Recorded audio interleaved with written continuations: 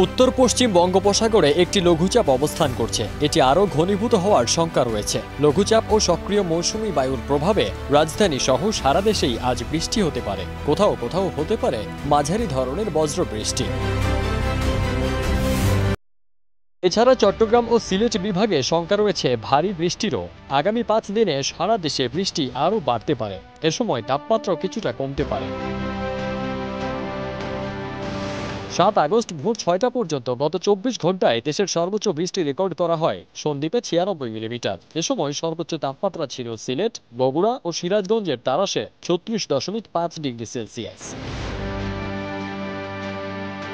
এতে বলা হয়, টাঙ্গাইল, ময়মনসিংহ, সিলেট, কুমিল্লা, চট্টগ্রাম, নোয়াখালী, বরিশাল এবং পটুয়াখালী অঞ্চলের উপর দিয়ে দক্ষিণ ও দক্ষিণ পূর্ব দিক থেকে ঘন্টায় 45 থেকে 60 কিলোমিটার বেগে অস্থায়ীভাবে দমকা বা জোড়ো হাওয়া সহ বৃষ্টি বা বজ্রসহ বৃষ্টি হতে পারে। এসব এলাকার নদী বন্দরকে 3 নম্বর সতর্ক সংকেত দেখাতে বলা হয়েছে। ফারদিন সানি, দেশ রূপান্তর।